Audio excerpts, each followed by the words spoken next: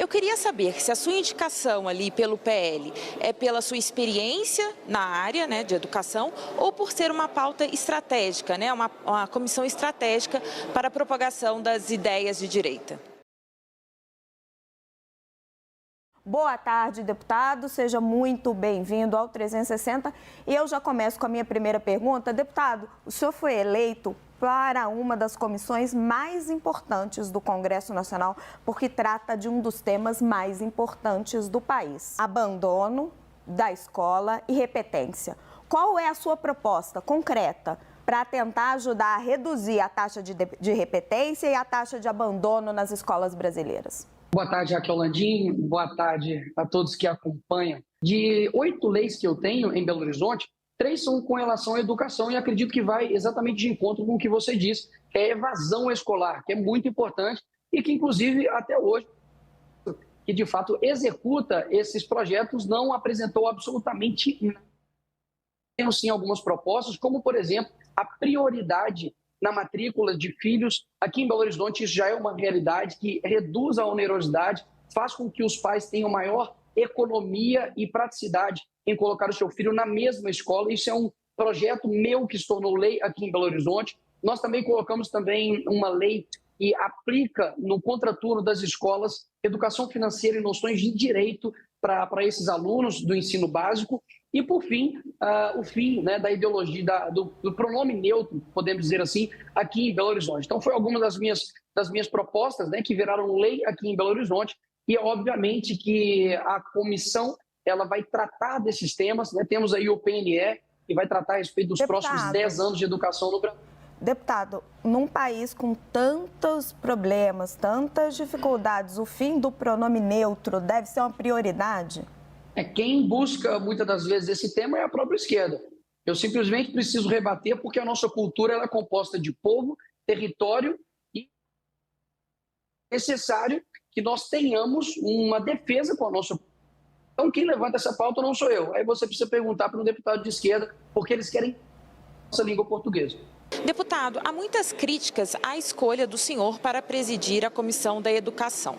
Eu queria saber se a sua indicação ali pelo PL é pela sua experiência na área, né, de educação ou por ser uma pauta estratégica, né, uma comissão estratégica para a propagação das ideias de direita. Olha, é o meu primeiro mandato, obrigado pela pergunta. Obviamente, né, será um desafio presidir uma comissão. Nunca presidi antes, então ninguém pode dizer a respeito do meu trabalho. O que eu posso analisar é o trabalho anterior. Muitos, inclusive, que vieram me criticar a respeito da falta de experiência, dizendo que pessoas, né, anteriores, políticos, trabalharam anos e anos em prol da educação no Brasil, eu aconselho a eles a não fazerem isso. Afinal de contas, eles estão se gabando pela atual educação do Brasil. A atual educação do Brasil na 53ª do ranking, que tem tido aí cortes na verba, tanto para repasses das universidades federais, quanto também para a educação básica. Então, de fato, eu acredito que foi, sim, uma indicação técnica, uma indicação de alguém que está realizando um trabalho que tem representatividade. E eu tenho certeza que eu saio um pouco aí de debatedor e passo a ser um moderador, porque eu acredito que os papéis são diferentes e, diferentemente da democracia relativa, terá democracia na nossa comissão. Deputado, aborto. Aborto é uma pauta muito importante para a direita, que é radicalmente contra, mas para evitar que as meninas engravidem, elas precisam de educação sexual nas escolas. Qual é a sua proposta para a educação sexual? Olha, eu acredito que a educação ela se dá em casa com os pais. Eu acredito que o tema sexualidade deve, obviamente, ser abordado na escola, até mesmo porque isso é um tema biológico. Inclusive, se as pessoas tivessem mais as questões biológicas, teriam menos discussões com relação a isso. Agora, eu acredito que existem diversos meios, diversas formas de você prevenir e remediar do que simplesmente já tratar isso quando, digamos assim, entre aspas, a bomba estourou. Porque o que de melhor aí pode acontecer com uma mulher, de fato, é ela ter um filho que ela desejou, enfim. E hoje é considerado quase como uma maldição. Então, nós vamos realizar aí audiências públicas, trazer a sociedade civil para perto, para que seja discutido com todos as soluções que até hoje acredito que têm sido fracassadas as tentativas de tratar sobre o tema educação sexual nas escolas. O senhor não é contra, então, discutir isso nas escolas, pelo que o senhor está falando? Eu sou contra o professor se colocar em uma posição de educador sexual. Eu acredito que o que ultrapassar da biologia, do conhecimento necessário, passa-se a sala de aula a ser uma ideologia desnecessária.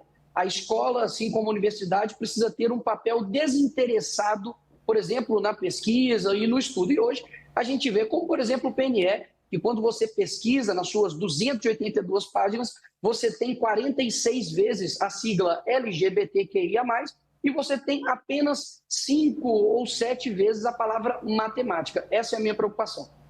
Muito da resistência que a gente vê a alguns setores da esquerda e a indicação do senhor na Comissão de Educação tem a ver com uma manifestação que o senhor fez no ano passado, exatamente um ano atrás, na verdade, quando o senhor compareceu ali na tribuna da Câmara usando uma peruca e ali fez uma série de referências à população transexual. Aquilo foi muito mal recebido. O senhor se arrepende de ter feito esse gesto? O senhor acha que foi um erro, que isso contribui aí para essa reação negativa da sua indicação?